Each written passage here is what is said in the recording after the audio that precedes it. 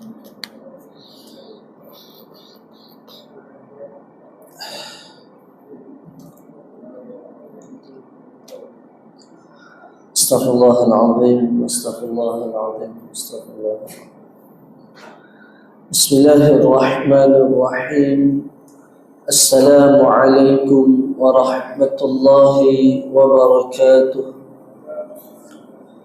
Alhamdulillah, alhamdulillahilladzi hadana lihada wa ma kunna لنهتدي لولا أن هدانا الله سبحانك لا علم لنا إلا ما علمتنا إنك أنت العليم الحكيم اللهم صل على سيدنا محمد وعلى آل سيدنا محمد أما بعد.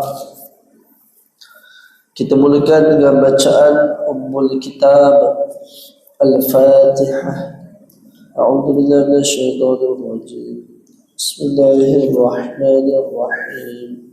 Alhamdulillahi rabbil alamin. Ar-Rahmanir Rahim. Maliki yaumiddin. Iyyaka na'budu wa iyyaka nasta'in. اهدنا الصراط المستقيم صراط الذين أنعمت عليهم غير المغضوب عليهم ولا الضالين.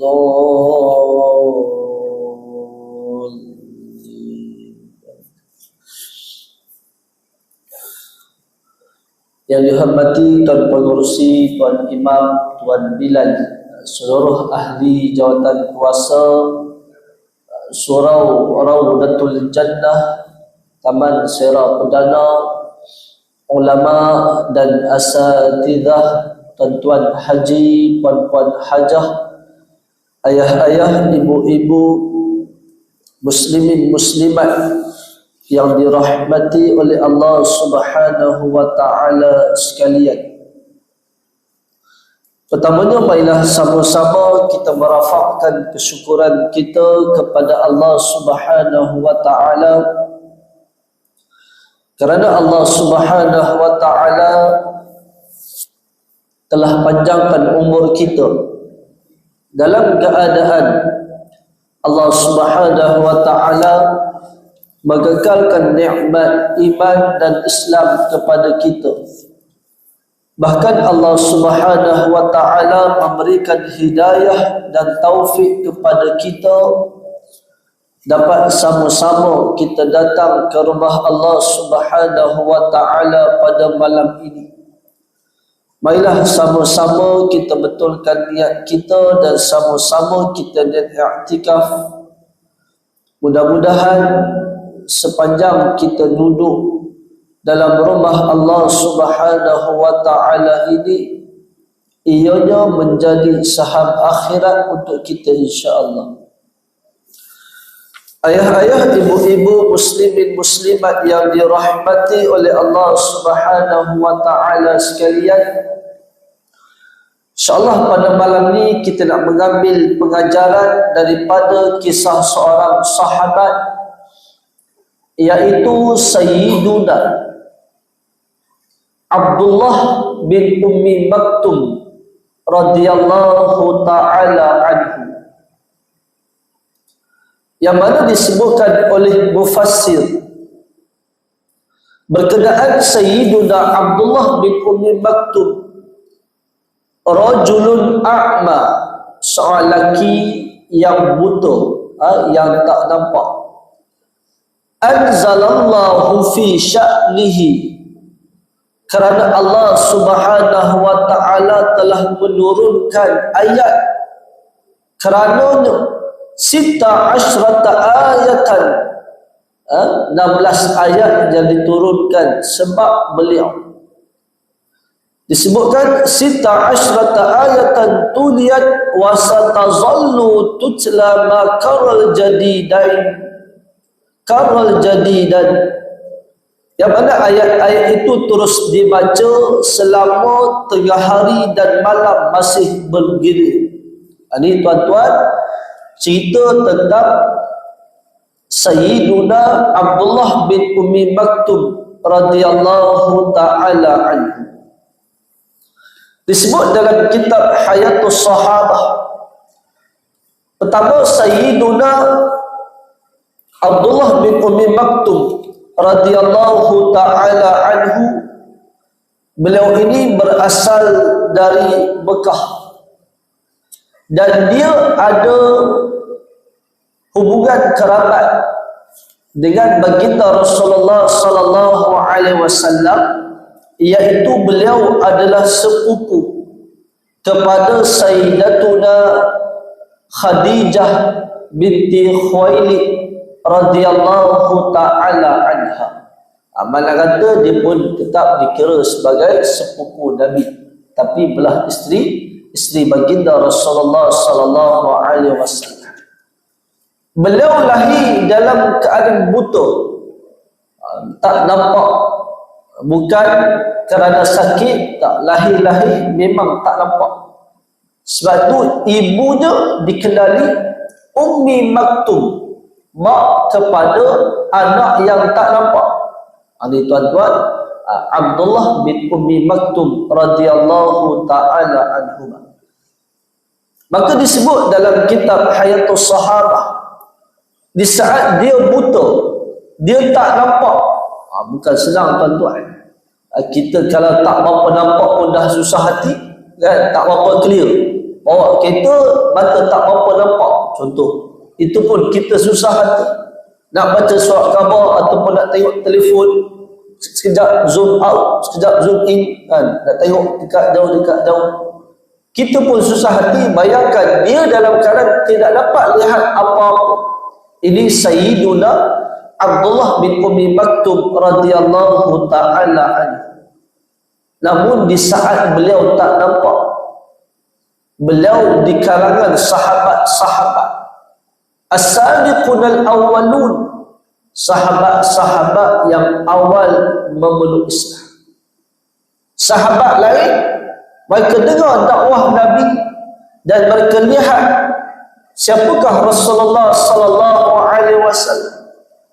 Sayyiduna Abdullah bin Ummi Maktum, dia tak dapat lihat wajah Nabi, hatta wajah siapa-siapa pun, hatta wajah mak ayah dia hanya dapat dengar. Tapi itulah tuan-tuan, hidayah milik mutlak Allah Subhanahu wa ta'ala.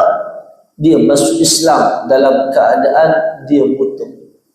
Ini tuan-tuan, Allah pilih beliau, Allah berikan hidayah kepada beliau. Dan bila disebutkan beliau di kalangan sahabat yang awal-awal memeluk Islam, as-sadiqun al-awwalun adalah sahabat-sahabat yang tidak lain daripada diuji, dipulau, dihina, dizalimi macam-macam. Termasuk Sayyiduna Abdullah bin Ummi Maktum, seorang buta yang tak nampak, dia juga kena zalim, dia juga kena hina. Bayangkan tuan-tuan, kita kalau buat sesuatu kita nampak mungkin boleh elak, dia dalam keadaan tak nampak. Ini tuan-tuan, Sayyiduna Abdullah bin Ummi Maktum radhiyallahu ta'ala anhu. Maka disebut dalam kitab ini, bahkan bila mana beliau Islam, beliau memegang agama Allah Subhanahu wa ta'ala, dia kitab Al-Quran. Benda yang dia cukup jaga, apa dia? Iaitu Al-Quran. Sebab itu sahabat, kalau kita lihat bagaimana sejarah penulisan Al-Quran, dan memang pada peringkat awalnya Quran tidak ditulis. Bila mana ditulis, tiada titik dan tiada baris. Memang susah tuan-tuan. Boleh Google, saya pernah Google Quran tanpa titik, tanpa baris, memang tak boleh nak baca. Kita teka huruf ba tu huruf ta, bentuk sama, tak boleh nak tahu. Tapi sahabat, kerana sahabat hafal. Sebab tu di kalangan sahabat dia tidak ada istilah al-hafiz. Sebab sahabat hafal Quran. Al-hafiz dia merujuk kepada hadis. yang hafal banyak hadis dan sebagainya. Tak apalah, itu tak ada masalah. Tapi zaman kita Al-Hafiz dia merujuk kepada Al-Quran. Sayyiduna Abdullah bin Ummi Maktum, tuan-tuan, dia cukup jaga Quran. Subhanallah, tuan-tuan. Ini yang buta, yang tak nampak, tapi beliau cukup dekat dengan Quran. Kalau muhasabah termasuk saya lah, tuan-tuan, kan, berapa banyak kita baca Quran dalam sehari di saat Allah bagi kita nikmat mata. Sebab tu tuan-tuan, nikmat mata ni nikmat yang mana disebutkan satu riwayat seorang itu ibadat 700 tahun, seingat saya lah, saya lupa lah ya, dia ibadat lama lah. Maka bila mana nak masuk syurga, Allah kata masukkan dia ke dalam syurga dengan rahmatku. Dia kata tak, bagilah aku masuk syurga sebab amalan aku, sebab dia ibadat lama lah. Maka akhirnya Allah timbang nikmat mata dengan ibadat yang dibuat lama, tak mampu. Apa yang dibuat banyak tu pun tak mampu nak lawan nikmat yang Allah bagi pada dia. Termasuk nikmat mata ni, tuan-tuan. Nikmat yang kadang-kadang kita lupa untuk bersyukur. Kita bangun pagi, kita tak minta pun, ya Allah bagilah mata ni boleh buka, tak ada pun, tuan-tuan. Tapi Allah berikan kita nikmat tersebut, bangun pagi boleh celik mata. Bayangkan kalau pejam-pejam tak boleh celik. Ini tuan-tuan nikmat yang sangat besar. Maka Sayyiduna Abdullah bin Ummi Maktum selalu bertemu Nabi untuk hafal ayat-ayat Quran, sehingga dia tidak akan sia-siakan setiap peluang, dan dia akan bergerak cepat untuk memanfaatkan kesempatan yang ada. Pantang dia, orang buta ni, tuan-tuan, dia kenal. Saya dekat kampung kat Bagan Serai tu ada satu kedai kami baik, kedai Arab. Salah seorang pekerja tu memang tak dapat. Tapi bila dah kita pergi banyak kali, dia boleh cap. Kita masuk je, dia boleh sebut nama. Ini bukan ada ilmu sihir, bukan. Ini kelebihan Allah bagi. Mereka mudah cam siapa yang datang. Maka Sayyiduna Abdullah bin Ummi Maktum bila mana jumpa Nabi nya, dia akan minta Nabi ajarkan dia ayat-ayat Quran untuk dia hafal. Ini kesungguhan sahabat dalam menuntut ilmu. Kalau dah orang kata tak nampak, dia tak belajar pun tak apa, kan, dia ada keuzuran, dia tak nampak, dan sudut macam itulah. Tapi syariat tetap dia kena buat. Kita yang nampak ni, maka lagilah patut untuk kita belajar. Bahkan kadang-kadang Sayyiduna Abdullah bin Ummi Maktum dia ambil kesempatan orang lain untuk dia belajar. Semangat sangat dia belajar ni, sampai satu tahap kadang-kadang waktu oleh dia pergi masuk sekali untuk dia tanya Nabi tentang Al-Quran. Ini kesungguhan yang ada pada sahabat. Sebab itu, tuan-tuan, kita mungkin tak sampai macam tu, atau faktor mungkin kita bekerja, kita ada komitmen lain dan sebagainya, tapi sekurang-kurang dalam sehari kita ada luangkan waktu kita untuk kita belajar. Kalau mungkin kita kerja shift, kan, nak lapangkan masa kuliah maghrib, kuliah subuh mungkin tak sempat, ambillah peluang, dengarlah dekat Facebook ke, kat YouTube ke, supaya dalam sehari kita dapat tambah ilmu pengetahuan. Tambah ilmu ni bukan untuk nak menunjuk sebagainya, tapi untuk mendekatkan diri kita kepada Allah. Maka tuan-tuan, satu hari ni asbabun nuzul turunnya surah Abasa. Surah Abasa ada 42 ayat. 16 ayat yang pertama berkenaan Sayyiduna Abdullah bin Ummi Maktum, kisah tentang dia dan melibatkan pembesar-pembesar Quraisy. Satu hari Nabi tengah dakwah dekat pembesar-pembesar Quraisy. Adanya Utbah bin Rabi'ah, ada Syaibah bin Rabi'ah, ada Abu Jahal, ada Umayyah bin Khalaf, ada Walid bin Mughirah, ayah kepada Sayyidina Khalid bin Al-Walid. Di saat Nabi dakwah, tuan-tuan, Nabi pun ajak mereka terima Islam. Tengah-tengah Nabi dakwah, datang Sayyiduna Abdullah bin Ummi Maktum radhiyallahu ta'ala anhu. Dia minta dekat Nabi, tolong bacakan ayat Quran. Ya Rasulullah sallallahu alaihi wasallam, tolong ajarkan kepada aku sebahagian wahyu yang diturunkan kepada kamu. Bukan dia minta tolonglah bagi bantuan sikit ke tak. Dia minta nak ilmu daripada Rasulullah sallallahu alaihi wasallam. Maka pada ketika itu Nabi sedang berdakwah kepada pembesar-pembesar, yang mana disebutkan Nabi tidak menghiraukan permohonan tersebut. Habis Nabi jumpa dengan pembesar, tak sempat Nabi keluar, Nabi dapat wahyu turun surah Abasa yang mana menyatakan antara intipati surah Abasa ini, dan ada 16 ayat tuan-tuan disebut dalam kitab ni terjemahan. Dia Muhammad bermuka masam dan berpaling kerana telah datang seorang buta kepadanya.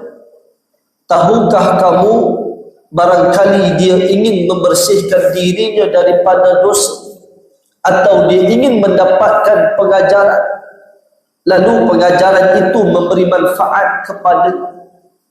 Adapun orang yang merasa dirinya telah cukup, ini merujuk kepada siapa? Pembesar-pembesar Quraisy.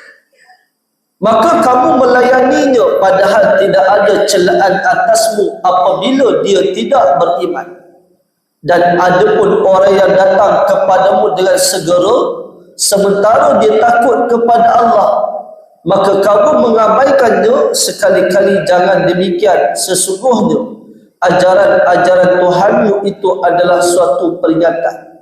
Maka barang siapa yang menghendaki, tentulah dia memerhatikannya di dalam kitab-kitab yang dimuliakan, yang ditinggikan lagi disucikan di tangan para malaikat yang mulia lagi berbakti. Ini intipati surah Abasa.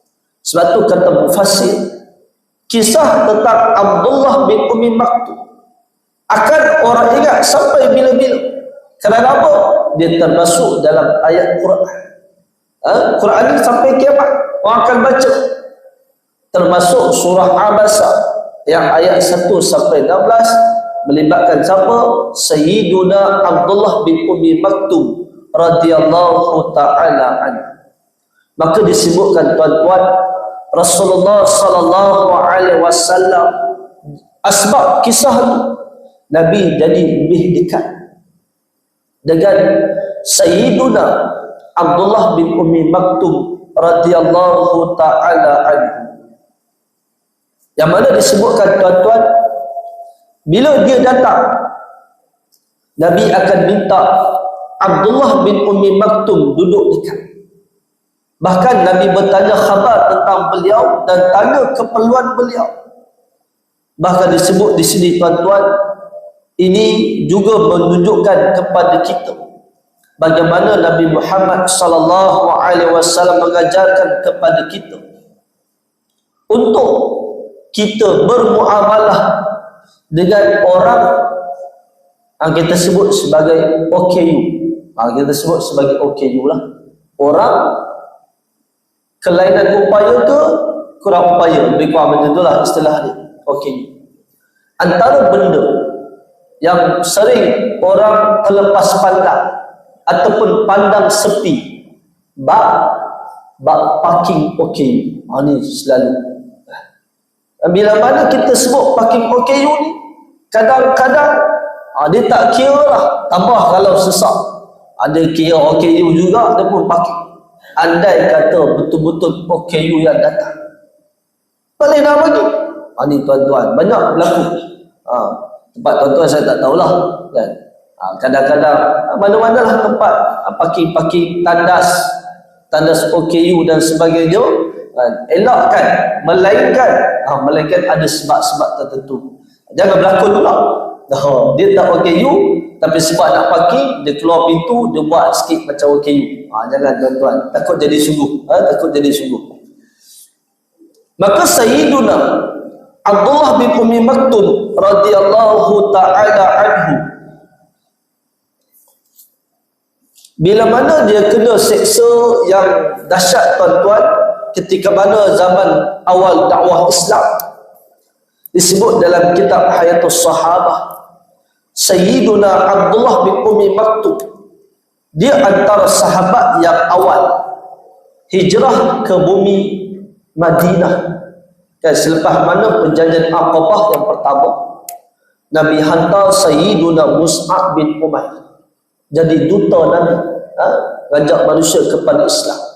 Antara yang turut pergi adalah Sayyiduna Abdullah bin Ummi Maktum radhiyallahu ta'ala anhu. Bayangkan tuan-tuan, dia yang buta pun pergi berdakwah, yang tak nampak itu pun pergi berdakwah.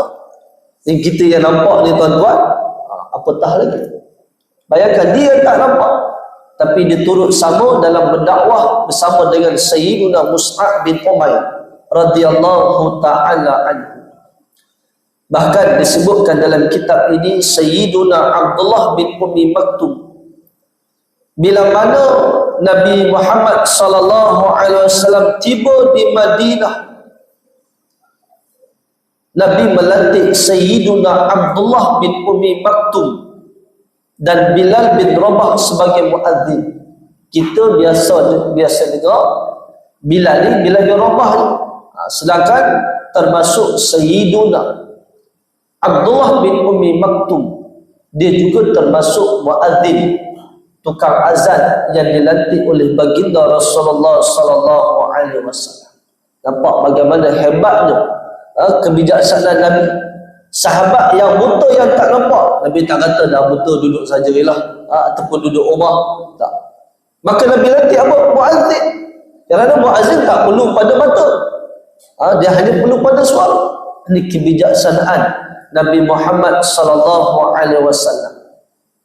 Maka dalam satu riwayat disebutkan tuan-tuan dalam hadis sahih Muslim, inna Bilalan yu'adzinu bilailin fakulu washrabu hatta yu'adzina ibnu Ummi Maktum, atau kama qala, disebutkan atau kama qala sallallahu Rasulullah sallallahu alaihi wasallam, Nabi kata sesungguhnya Bilal melakukan azan pada waktu malam, kemudian beliau makan dan minum sehingga Abdullah bin Ummi Maktum melakukan azan. Maksudnya apa? Azan sebelum subuh tu, azan 2 kali. Azan 2 kali. Azan yang pertama nak beritahu bangun sahur, bangun sahur. Azan yang kedua nak beritahu dah subuh. Tapi kalau tuan-tuan nak buat, kena beritahu siap-siap kat masyarakat. Kan terkejut nanti. Dia baru pukul 4 tu dah azan, dah subuh. Tambah kalau jenis tak pergi masjid kan, lagilah. Ni tuan-tuan, kalau nak buat tak ada masalah, tapi kena maklum pada masyarakat supaya tidak menjadi fitnah. Ni bimbang juga kan. Baik, maka Sayyiduna Abdullah bin Ummi Maktum tuan-tuan, dia melantunkan kalimah tauhid 5 kali sehari. Bahkan ada ketika bila mana Sayyiduna Bilal melakukan azan, Sayyiduna Abdullah bin Ummi Maktum dia akan melakukan iqamah. Ada tukar bergilir, soal azan, soal iqamah. Yang tadi disebutkan berlaku dalam bulan Ramadan, yang iqamah dengan azan pada waktu yang biasa. Bahkan disebutkan Sayyiduna Abdullah bin Ummi Maktum, satu ketika Rasulullah sallallahu alaihi wasallam disebutkan dia minta pelepasan dekat Nabi untuk solat di rumah. Sebahagian kata solat subuh, sebab maghrib isya boleh datang awal, boleh datang awal. Zuhur asar pun tak ada masalah, tapi subuh ni pagi. Maka bila mana minta pelepasan untuk solat di rumah, sebab dia tak nampak, maka disebutkan Nabi Muhammad sallallahu alaihi wasallam tanya dia, atasma'ul adzan, adakah kamu dengar azan? Dia kata na'am, ya. Apa kata Nabi? Salat di tempat dilakukan azan. Bayangkan tuan-tuan, sahabat yang tak nampak ni, itu pun Nabi tetap ingatkan untuk apa? Untuk salat di tempat dilakukan azan. Kita bukan dengar sekali. Kat surau kita dengar, kat TV kita dengar, apa lagi? Kat telefon pula bunyi dengar. Sepatutnya salat di tempat dilakukan azan terutamanya bagi lelaki. Perempuan tak ada masalah. Ni lelaki. Lelaki, maka tempat salat dia adalah di surau masjid. Jangan pula dia kata kalau macam tu saya azan kat rumah. Azan kat rumah tuan-tuan waktu PKP tak apa. Waktu PKP tak apalah. Azan memang hanya untuk solat fardu. Azan iqamah hanya untuk solat fardu. Sebab saya nampak anak murid saya solat duha, iqamah dulu. Saya kata tak ada. Dia semangat. Solat duha pun iqamah, tak ada. Azan iqamah hanya untuk solat fardu. Hatta kalau kita lewat, contohlah kita lewat, kita mungkin musafir sebagainya, kita nak solat, mungkin kita solat kat rumah lah sebab kita musafir sebagainya, solat mungkin kat hotel ke apa, tak ada masalah untuk kita azan dulu, kemudian iqamah, solat fardu lah, solat fardu. Tapi tak bolehlah kuat-kuat. Contoh kita musafir, sampailah Kuala Lumpur, sampai kat hotel pukul 2.30. Kita sampai hotel baru nak solat dengan rumah sebagainya, azan iqamah, kemudian kita solat. Baik, termasuk kalau tuan-tuan solat dekat Tesco ke, Tesco dah tak ada, Lotus, Jaya ke apa, masuk surau, masuk waktu, tuan-tuan azan, tak ada masalah. Baik, bila masuk waktu lah. Sayyiduna Abdullah bin Ummi Maktum radhiyallahu ta'ala anhu, disebutkan dalam kitab Hayatus Sahabah, bahkan Nabi pernah lantik beliau ganti tempat Nabi sebagai pemimpin Madinah ketika mana Nabi dalam Fathul Mekah. Kan, Fathul Mekah ni hujung 7 Hijriah ataupun awal 8 Hijriah. Dan waktu Fathul Mekah, Nabi pergi Mekah, yang ganti tempat Nabi Abdullah bin Ummi Maktum. Dalam satu riwayat disebutkan diganti tempat Nabi waktu Nabi terlibat dengan perjanjian Hudaibiyah, iaitu pada tahun 6 Hijriah. Ini Abdullah bin Ummi Maktum. Bahkan disebutkan tuan-tuan, lepas mana hijrah ke Madinah ini berlakulah pensyariatan perang. Tahun kedua Hijriah berlakunya perang Badar. Bila mana berlakunya perang Badar, Islam mendapat kemenangan. Allah Subhanahu wa ta'ala turun ayat-ayat yang memuliakan orang yang pergi berjihad. Allah mengangkat kedudukan orang beriman yang pergi berjihad berbanding orang beriman yang tak pergi berjihad. Bila mana turun ayat itu, jadi jenis yang selalu tanya Nabi, Nabi pun baca ayat. Bila mana ayat tu bagi tahu bahawa tak sama. La yastawil qa'iduna minal mu'minin, tidak sama orang beriman yang duduk saja. Dan Allah bawa perbandingan dengan orang berjihad pada jalan Allah. Sayyiduna Abdullah bin Ummi Maktum, dia sangat terasa sebab dia tak pergi berjihad, walaupun dia ada sebab, tapi dia mula terasa ini sahabat yang Nabi tarbiyah. Mereka cukup terkesan dengan ayat-ayat yang Allah turunkan. Maka tuan-tuan, dia sangat sedih. Maka dia tanya kepada Nabi, ya Rasulullah SAW, andai kata aku mampu berjihad, aku pasti akan buat. Dia bagi tahu apa, bukan dia tak nak, tapi sebab dia dalam keadaan tak nampak. Kemudian kata Sayyiduna Abdullah bin Ummi Maktum, ya Allah, turunlah wahyu tentang keuzuran aku. Maka kata Sayyiduna Zaid bin Thabit, penulis wahyu, tiba-tiba Nabi dapat wahyu. Sebab disebutkan ayat yang pada permulaan, la yastawil qa'iduna minal mu'minin wal mujahiduna fi sabilillah. Tidaklah sama darjat orang mukmin yang duduk tidak berjihad dengan orang yang berjihad pada jalan Allah. Yang Allah kata tak sama. Tentu kalau cari dalam Quran tak jumpa. Sebab apa? Dia ada ayat selepas ni.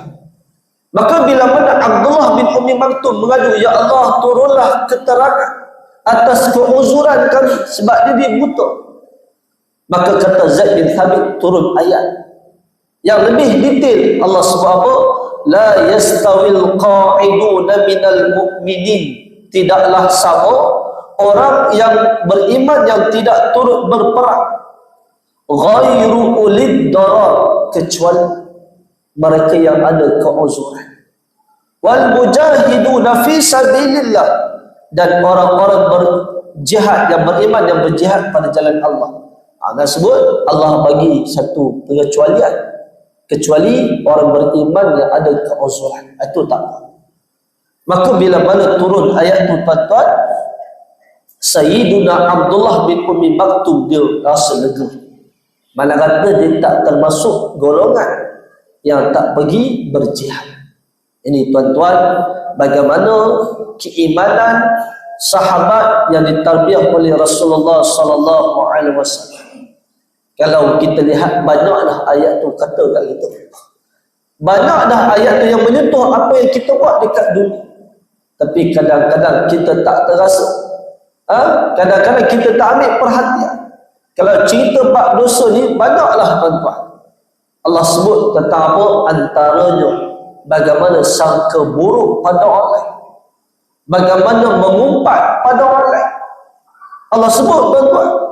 Tapi di saat kita maklum ayat tersebut, kita tidak bimbang, kita masih rasa steady dan sebagainya. Ini tuan-tuan, benda yang patut kita muhasabah. Maka Sayyiduna Abdullah bin Ummi Maktum disebutkan, walaupun mendapat pengecualian untuk tidak pergi berjihad, Sayyiduna Abdullah bin Ummi Maktum dengan orang-orang yang senasib dengan dia, maknanya tak pergi perang pun tak apa, tapi kerana jiwa yang cukup besar, dia tetap ambil pendekatan, satu masa aku nak masuk dalam medan perang. Ini tuan-tuan, bayangkan, tak nampak. Malah kata dia dah dapat dah pengecualian, tak pergi pun tak apa. Itu nak pergi.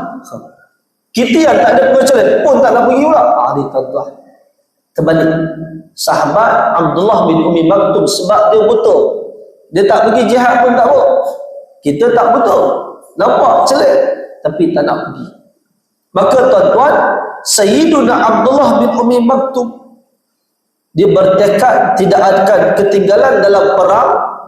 Maka dia sebut, tempatkanlah aku di tengah-tengah dua kubu dan berikan bendera perang kepada aku untuk aku jaga, dan mana mungkin aku akan cabut lari. Ini tuan-tuan, dia buta. Dia tak kata saya ni tak apa nampak, letaklah belakang-belakang, mudah nak cabut lari. Tak. Dia minta apa? Letak kat tengah-tengah.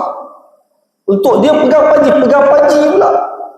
Pegang panji ni tuan-tuan lagi orang nampak, berbanding yang tak pegang panji. Ni nampak bagaimana keberanian sahabat. Kita kalau boleh jangan bagi orang kenal. Kalau berjihad, dia jangan bagi orang nampak.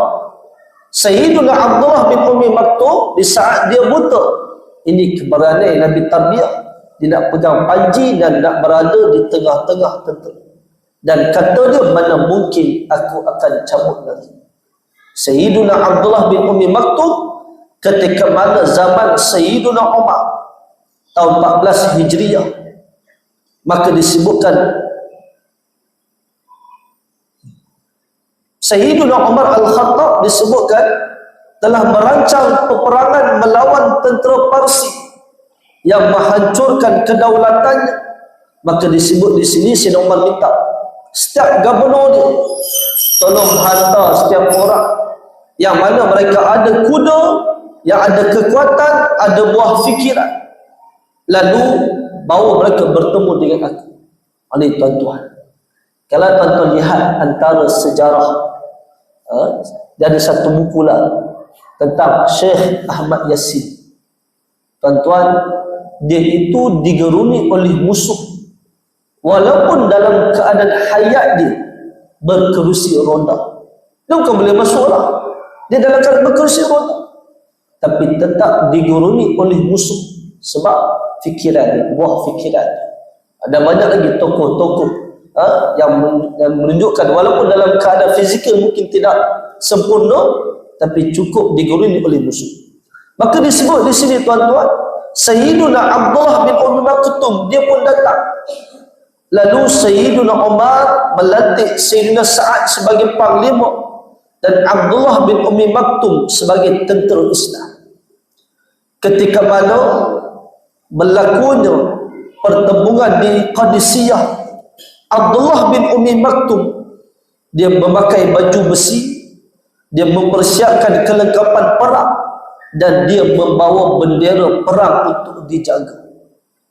Maka disebut dalam kitab ni tuan-tuan, bila mana berlakunya peperang, bukan perang sehari terus menang tuan-tuan, 3 hari. Dan dalam kitab Hayatus Sahabah, cerita perang Qadisiyah ni melibatkan ramai juga sahabat-sahabat ni. Kalau tengok sahabat ni nanti akan sebut juga tentang perang Qadisiyah, perang melawan Parsi. Maka disebutkan Sayyiduna Abdullah bin Ummi Maktum pada hari ketiga, maka mereka berperang sungguh-sungguh. Akhirnya Islam dapat kemenangan. Di saat Islam dapat kemenangan, Islam juga kehilangan sahabat-sahabat, antaranya Sayyiduna Abdullah bin Ummi Maktum radhiyallahu ta'ala anhu. Tuan-tuan, beliau syahid dalam keadaan sedang berjihad membantu agama Allah Subhanahu wa ta'ala, walaupun beliau ni tak nampak. Maka berbalik kepada kita tuan-tuan, nikmat yang sangat banyak Allah berikan kepada kita. Tanda kita mensyukuri nikmat yang Allah beri kepada kita adalah gunakan pada jalan yang Allah Subhanahu wa ta'ala redha. Dan mata ni tuan-tuan yang akan sangat bagi pengaruh dalam diri kita. Banyak pandang benda yang tak baik, maka dia akan bagi kesan pada jiwa kita. Banyak memandang benda yang baik, pandang wajah mak ayah, pandang Al-Quran, baca Al-Quran, maka insya-Allah kita akan dapat pendarahan hati dan sebagainya. Sebab tu mata ni jangan kita abaikan nikmat ini, jangan kita sia-siakan. Jangan hanya lihat handphone semata-mata. Mana kata tengok benda yang lama-lama. Ambillah peluang, boleh tengok handphone, tengok benda baik dan sebagainya. Jadi wallahu alam, minta maaf banyak-banyak tuan-tuan salah silap dan sebagainya, dan minta maaf juga atas suara yang menjadi. Minta maaf banyak-banyak tuan-tuan. Wallahu a'lam. Ma asabaka min hasanah fa min Allah wa ma asabaka min sayyi'at fa min nafsi wa astaghfirullahal azim li wa lakum. Wassalamu alaikum warahmatullahi taala wabarakatuh. Bismillahirrahmanirrahim. Alhamdulillahi rabbil alamin. Wassalatu wassalamu ala asyrafil anbiya'i wal mursalin wa ala alihi wa sahbihi ajma'in. Rabbana atina fid dunya hasanah wa fil akhirati hasanah wa qina adzaban nar. Sallallahu ala sayyidina Muhammad wa ala alihi wa sahbihi wa baraka wa sallam. Walhamdulillahi rabbil alamin. Taqabbalallahu minna wa minkum.